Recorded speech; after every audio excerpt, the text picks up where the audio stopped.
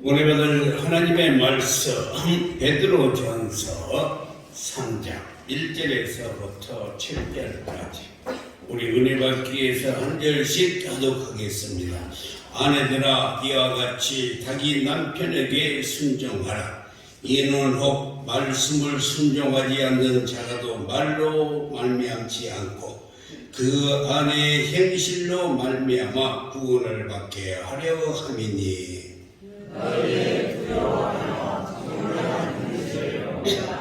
너희의 단장은 머리를 꾸미고 금을 차고 아름다운 옷을 입는 예모로 하지 말고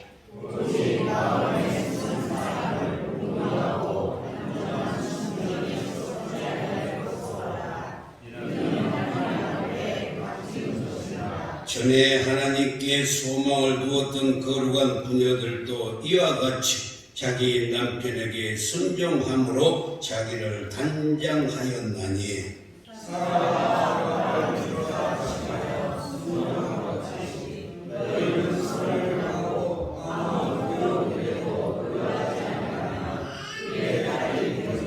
함께 읽겠습니다.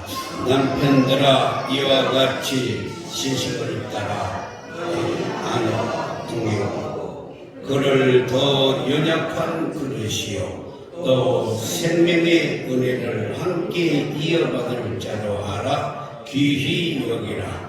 이는 너희 기도가 막히지 아니하게 하려 함이라. 아멘. 사랑하는 성도 여러분, 오늘 5월 21일은 둘이 하나가 된다는 뜻으로 부부의 날입니다. 부부의 날은 부부의 관계의 소중함을 일깨우고 화목한 가정을 만들고자 하는 취지에서 제정된 법적 기념일입니다.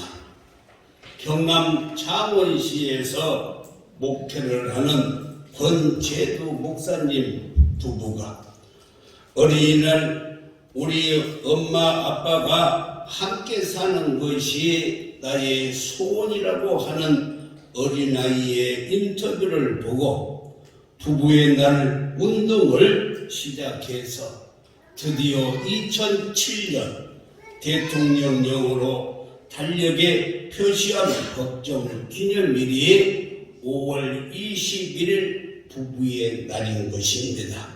사랑하는 성도 여러분, 가정의 기초는 부부예요. 부모님도 아닙니다. 부부입니다. 부부가 젊었을 때 사진을 찍은 것을 보면 대개가 아내가 남편 곁에 서서 다가가지고 남편을 기대고 찍는 사진이 많이 있어요. 그러나 나이가 들어서 찍은 사진들을 보면은 이제는 반대로 남편이 아내 쪽으로 이렇게 몸을 기울여서 찍은 사진들이 많이 있습니다. 이런 것을 볼 때 젊었을 때는 아내가 남편을 의지하고 그리고 기대어 살고 나이가 들면 남편이 아내의 도움을 받으면서 살아간다라고 말할 수가 있습니다. 그래서 부부는 서로 여보 당신이라 이렇게 부른데 여보는 당신은 내 보배라 라는 뜻이고 그리고 당신은 내 몸이라 라고 이렇게 말합니다. 오늘 본문 말씀에 보면 남편에게 두 기둥을 세우라고 명령을 했고 그리고 아내에게 두 기둥을 세우라는 것입니다. 그래서 집이 내 기둥이 똑바로 설 때만이 집이 튼튼하는 것처럼 가정 역시 내 기둥이 똑바로 설 때 가정이 행복한 가정이 될 수 있다는 것입니다.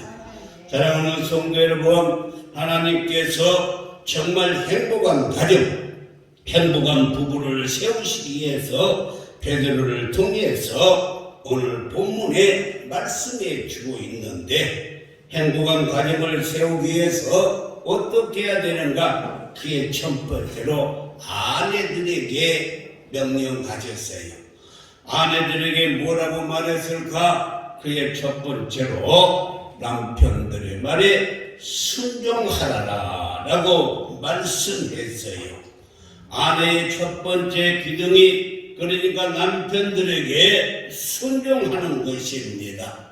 오늘 1절 말씀에서도 보면은 아내들아 이와 같이 자기 남편에게 순종하라 라고 이렇게 말했던 것입니다.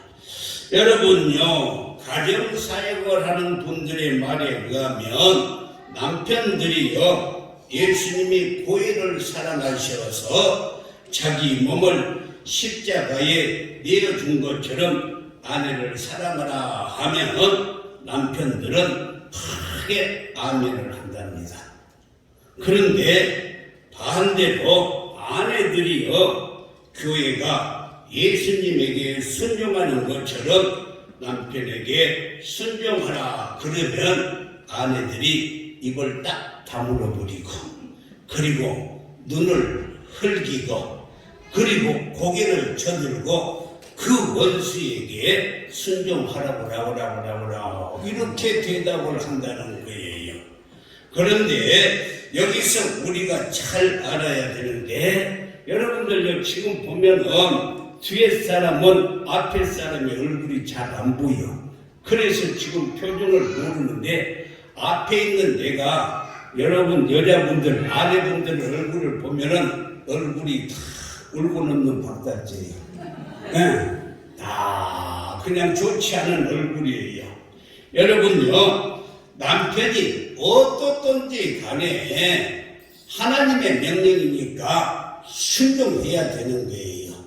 부모를 공경한다는 거 지난주에 뭐라고 말씀했어요? 부모이기 때문에 부모가 어떻든지 간에 부모를 공경하는 것처럼 하나님이 짝지어준 남편이기 때문에 어떻든지 간에 순종하라는 것입니다. 아내들이요 남편에게 순종하라 남편에게 순종하라 남편에게 순종하라 그래도 아멘 말을 줄 알았어. 남편에게 순종하라 라고 계속적으로 성경은 순종하라고 강조를 하고 있어요. 오늘 1절 말씀을 다시 봐도 아내들아 이와 같이 남편에게 순종하라 라고 이렇게 말을 하고 있습니다. 이렇게 순종해야 될 이유가 딱 하나 있는데 그 이유는 뭐냐? 그 아내의 순종함으로 말미암아서 남편이 구원을 받게 하려 함이라 라고 한 말이었어요. 그러니까 여러분들이 남편의 말에 순종함으로 말미암아 예수 믿지 않는 남편 구원받게 된다는 거예요. 얼마나 중요한 말씀입니까? 그러니까 아내의 순종으로 말미암아서 남편이 하나님 앞에 나올 수가 있다는 것입니다. 본문에서 순종이라는 말을 다른 말로 표현을 하는데 5절에서 보면 순종함으로 자기를 아름답게 단장했다라고 말씀을 하고 4절에서는 온유함으로 단장을 하라 말씀했는데 그러니까 여자의 두 기둥은 순종이고 온유가 여자의 두 기둥이라는 거예요. 할렐루야. 여자의 기둥이 뭐라고요? 남편에게 순종하고 온유하게 대하는 것이 두 기둥이라는 것입니다. 여러분요, 이 말의 뜻은 아내들의 순종과 온유가 자신을 가장 멋지게 단장하는 화장법이에요. 여러분들을 가장 멋지게 단장하는 것은 다른 것이 아니고 뭐라고요? 순종과 온유. 그러니까 남편이 아내의 어떤 모습에 반하게 되냐면 순종과 온유로 단장하는 것이라는 거예요. 다시 말해서 3절에 보면은 머리를 꾸미고 금을 차고 아름다운 옷을 입는 예모로 하지 말고 순종으로 파운데이션 하고 할렐루야 및 기초가 순종이에요. 순종으로 파운데이션 하고 온유로 메이크업 하라 이 말이에요. 할렐루야. 온유로 메이크업 하라는 것입니다. 순종과 온유가 가장 아름답게 자기를 단장하는 것입니다. 그래서 아내들의 두 기둥이 뭐냐고, 순종과 온유의 기둥을 반드시 세워야 된다는 것입니다. 그리고 단장된 행동을 통해서 남편의 마음이 하나님을 향하여 열리게 된다라고 말씀했어요. 그러니까 순종하고 온유함으로 남편들을 하나님께 인도할 수 있기를 주님의 이름으로 축원합니다. 그런데도 순종하지 아니하고 잔소리만 하는데 잘 들으세요. 부부의 갈등은 잔소리에서부터 시작이 됩니다. 그리고 아내의 잔소리는 애정을 철저하게 파괴하기 위해서 마귀가 발명하는 핵무기가 바로 잔소리예요. 잔소리. 그러니까 가정이 깨지는 것은 잔소리라는 것입니다. 순종과 온유로 단장하지 않고 잔소리만 하는 아내가 주일날 아침에 남편에게 여보, 이제 당신도 예수 믿게 오늘 교회 갑시다. 그러자 남편이 교회 가면 뭐 하는데 이렇게 반문하는 거예요. 그러니까 교회 가면 천국 가지요. 그럼 당신은 교회에 다니니까 천국 가겠네. 그러니까 아내가 그럼 가지요. 그럼 나도 교회에 가면 천국 갈 수 있나? 그러니까 그럼요. 그러면서 그럼 당신하고 천국에서도 같이 사는 거야. 이렇게 물으니까 그럴 수 있지. 그러니까 그럼 나 천국에 안 갈래. 여기서도 잔소리 듣는 것이 지겨운데 천국에까지 가서 또 잔소리 듣기 싫다는 말이야 하고 한 번에 잘라버렸다는 것입니다. 그래서 솔로몬은 잠언 21장 이 9절에서 뭐라고 말을 했냐면 다투는 여인과, 다시 말해서 이 잔소리하는 여인과 함께 큰 집에서 사는 것보다 음막에서 혼자 사는 것이 나으리라. 여러분요, 그 서울역의 노숙자들이 대부분 물어보면은 왜 집 놔두고 여기 와서 노숙을 합니까? 그러니까 마누라 잔소리 때문에 도저히 살 수가 없어서 이곳에 와서 혼자 사는 것이 그렇게 편하대요. 왜? 공짜로 밥 배식해 주는 데 가서 밥 얻어먹고 여기서 마누라 잔소리 듣지 않고 혼자 사는 것이 그렇게 편하다는 것입니다. 이 말은 잔소리하는 여인과 함께 큰 집에서 사는 것보다는 차라리 움막에서 혼자 사는 것이 훨씬 낫다는 거예요. 여러분, 불신 남편 주님 앞에 인도하는 10계명을 제가 일주일 동안 연구해 왔어요. 그의 첫 번째는 남편과 논쟁에서는 지고 그리고 생활에서는 이기라는 거예요. 아멘 좀 해요. 그렇죠. 예수 믿는 사람이 입만 살아가지고는 절대 안 된다는 것입니다. 살면서 삶의 모범이 될 때에 남편을 구원할 수가 있다는 것입니다. 옛날에 예수 믿는 사람이 물에 빠지면 입만 둥둥 뜬다는 말이 있어요. 그런데 요즘은 그렇게 말하는 것이 아니라 예수 믿는 사람이 물에 빠지면은 입만 푹 가라앉는데요. 그래서 왜 가라앉느냐라고 물었더니만 그새를 못 참아서 물고기하고 이야기하고 싶어서 입만 툭 가라앉는데요. 두 번째는요, 가정을 희생시키지 말아야 되는 것입니다. 예수 믿는다는 것을 핑계로 교회에 봉사하는 것을 핑계로 가정을 희생시키지 말라는 거예요. 왜 그러냐? 예수 믿지 않는 남편의 눈에 아내가 교회에 나가게 되므로 가정이 지금 희생당하고 있다라고 느낌이 없으면은 절대 전도가 안 된다는 것입니다. 그리고 세 번째는 자녀 교육을 소중히 해야 되는 것입니다. 요즘 부모님들은 자녀 교육에 컴플렉스를 가지고 있어요. 그런데 교회에 다니는 아내가 자녀를 위해서 열심히 기도해 주지요. 아이들 교육 잘 시키지요. 살림 알뜰하게 해 주지요. 그러면은 감복받고 교회에 나온다는 거예요. 할렐루야. 네 번째는 잘 들어야 됩니다. 남편의 습관을 다른 사람 앞에서 문제 삼아서는 안 된다는 거예요. 다시 말해서 남편의 인물됨이랄까, 남편의 성격이랄까, 남편의 교육 배경이랄까, 남편의 나쁜 습관들을 교회에서나 친정에 가서 시집에서나 절대 이야기해서는 안 된다는 거예요. 그것이 돌고 돌아서 남편의 귀에 들려가면은 남편의 마음의 문이 확 닫혀버려져가지고 부부간에 신뢰가 깨진다는 거예요. 여러분요, 부부는요 무촌이에요. 촌수가 없어. 부부는 뭘로 하나 됐냐? 사랑으로 하나 된 거예요. 부부는 촌수가 없습니다. 이 말의 뜻은 마주보고 누우면은 한 몸이지만 등을 만약에 돌리고 나면 지구를 한 바퀴를 돌아야만이 만날 수 있어요.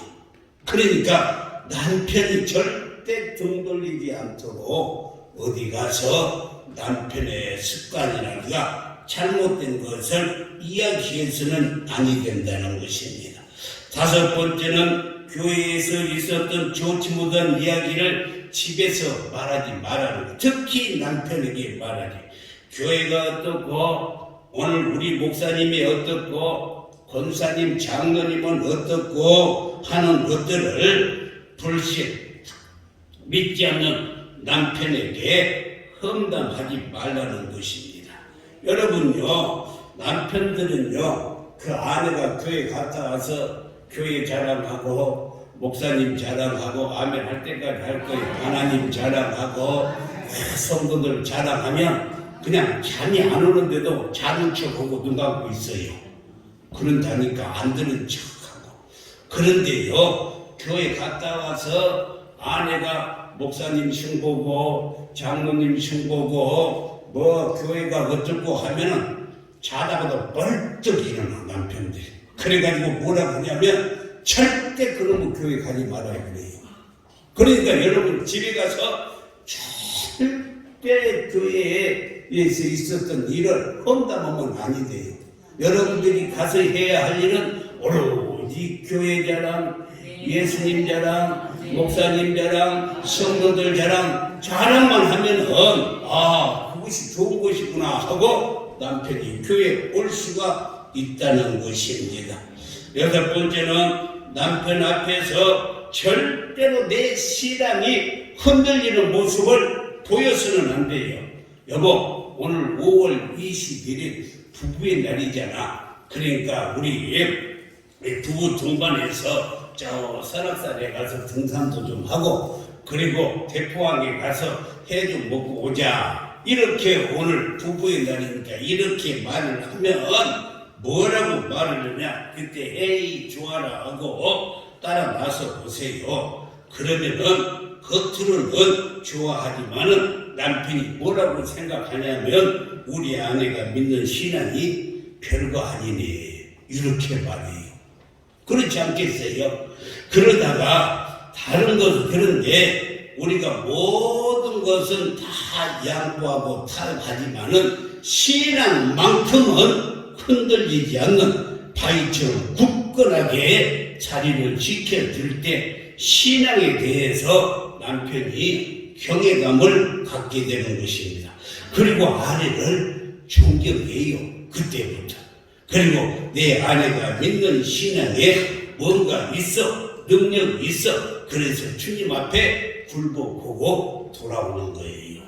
할렐루야. 일곱 번째는 남편의 마음의 문을 열게 하기 위해서 늘 칭찬을 해줘요. 칭찬을 해줘. 여자들만 칭찬하면서 합시다.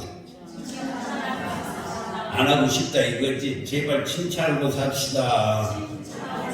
그래, 남편을 칭찬해줘야지. 그냥 남편 기죽인 소리, 에이, 그때 그 남자한테 시집 가야 되는데 괜히 이 남자 만나서 고생한다고 그런 소리 하지 말고. 그럼 그때 가지. 왜 와갖고 그래. 그때 가지.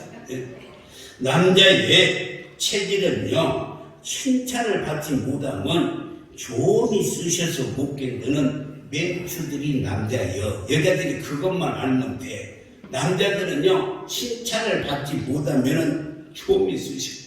그러니까 칭찬을 해줘야 돼. 그래서 아내가 칭찬해주지 않으면 자기가 자기를 칭찬하고 다녀요. 집에서 아내가 칭찬을 안 해주니까 자기가 자기를 칭찬하고 다니는데 이걸 일종의 뻥치고 다닌다 그래. 자기가 뻥치고 다니는 거예요. 여자분들에게 물어봐요. 여러분 남편들에게 칭찬거리가 없다고요? 아닙니다. 칭찬은 마음이 없는 거예요. 그래서 칭찬은 만들어서 칭찬을 해야 돼요. 할렐루야. 설교 시간에 목사님이 남편을 칭찬하라는 말을 듣고 할머니가 집에 가서 영감님을 칭찬을 하려고 보니까 이빨은 다 빠져가지고 합주기로 앉아있지. 또 머리는 그냥 희끼이렇게 해가지고 그냥 새집을 짓고 있지. 얼굴에는 훈장으로 그냥 주름살이 남아있지. 몸은 빼짝 말랐지. 식사를 하고 있는 걸 보니까 티셔츠라고 그냥 쭉 늘어진 티셔츠를 입고 밥을 먹고 있는 것을 보니 도저히 칭찬거리가 생각이 안 나는 거예요.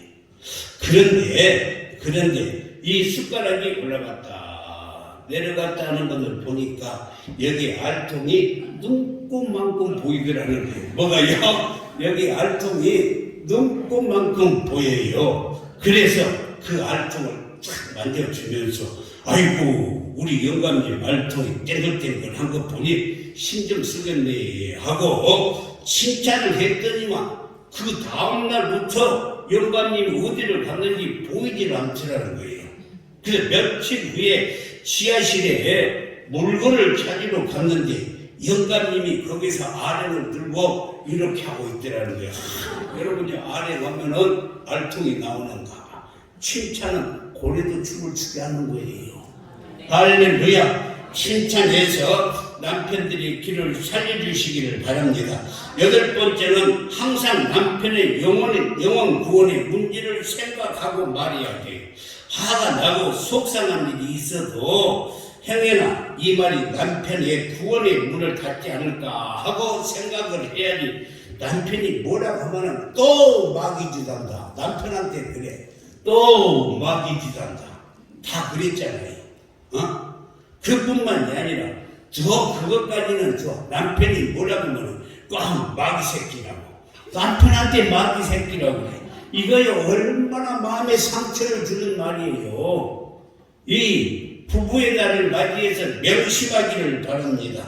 그리고 남편 구원을 위해서 하나님께 기도해야 돼요. 9번째로. 그러면 주께서 남편의 영혼을 책임져 주세요.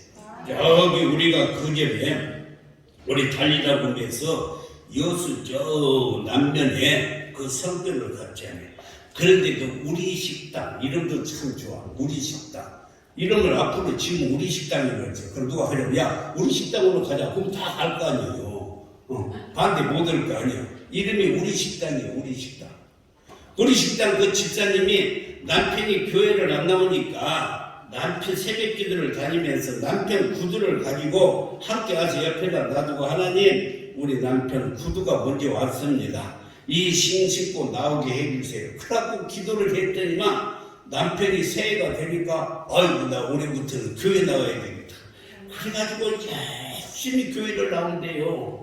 그러니까 남편 구원을 위해서 기도해야 돼.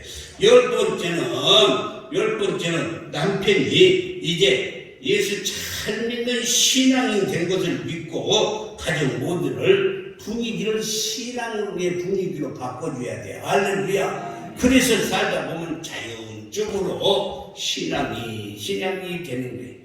혹시라도 여기다 하나 더 붙인다면 남편을 언제나 황제처럼 여기세요.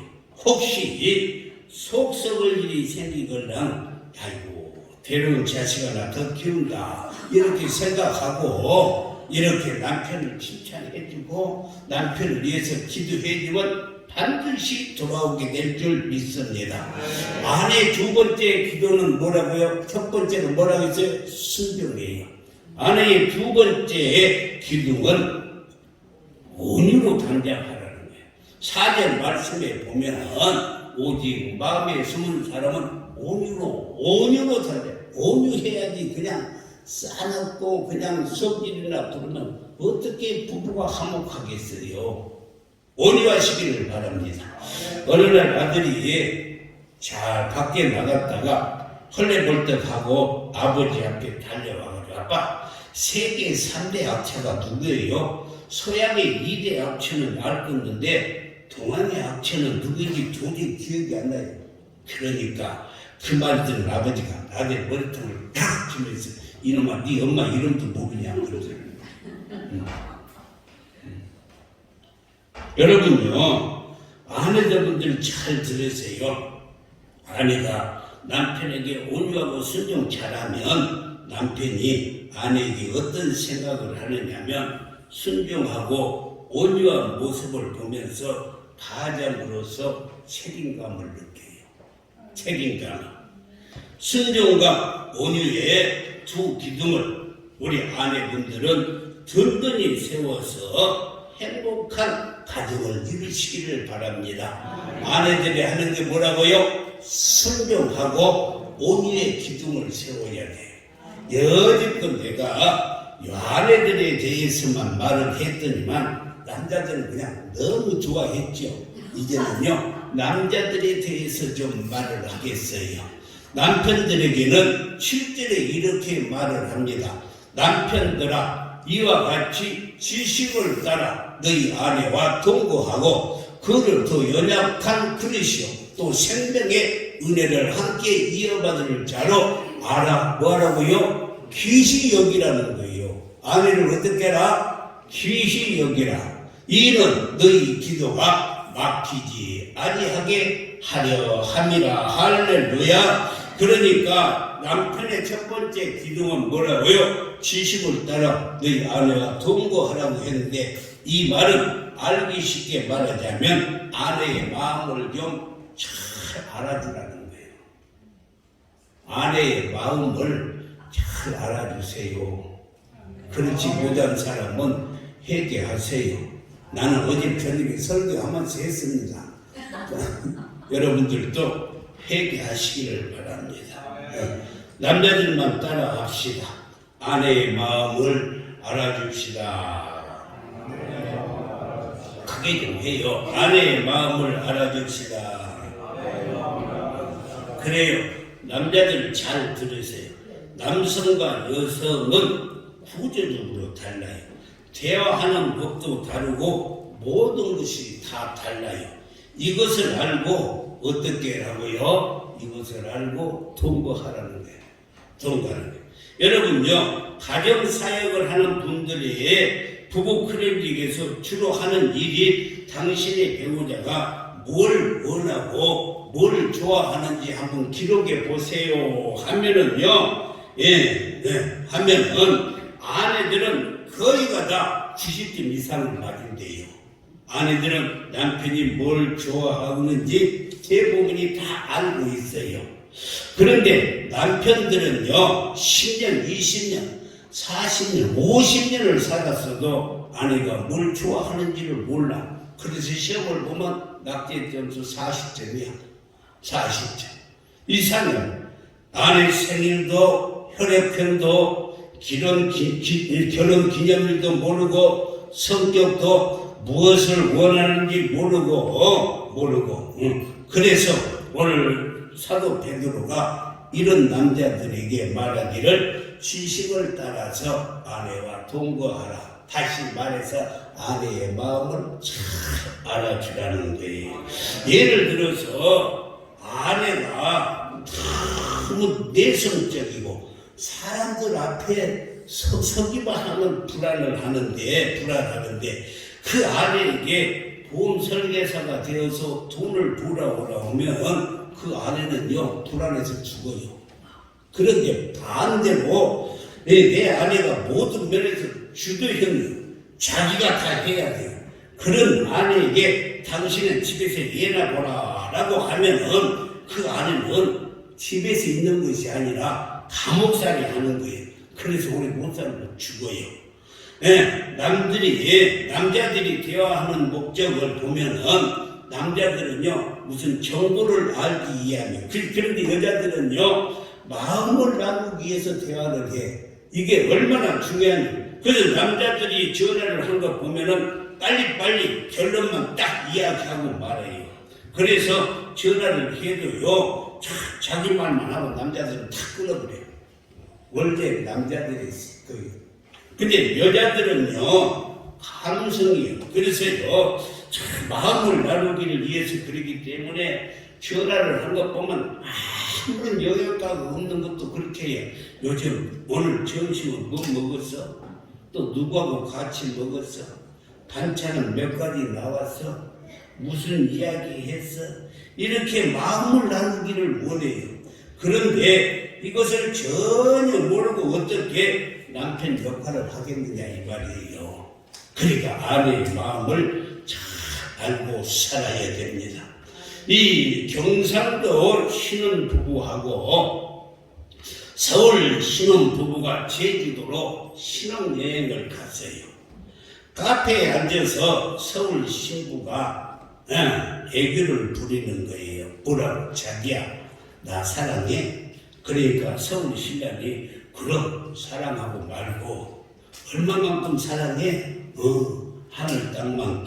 다 해본 이야기죠. 하늘 땅만큼. 이 말에 서울 여자가 너무너무 좋아갖고 입이 귀에 달려버렸어. 그것을 보고 경상도 신부가 그 말을 한번 듣고 싶어서 하늘만큼 땅만큼 사랑한다는 말을 신랑에게 듣고 싶어서 거기서는 못하고 호텔방에 들어가서 자기 신랑에게 자기야 나 사랑해 하고 물으니까 경상도 신랑이 뭐라고 말했냐면 듣고 싶지요. 네 오늘 뭐 잘못 먹었나? 시끄럽다 마 잠이나 자자. 아이고 세상에 이런 남자하고 어떻게 함께 살겠어요. 다음날에 또 관광을 하는데 제주도에 가면은 유채꽃이 만발하잖아요.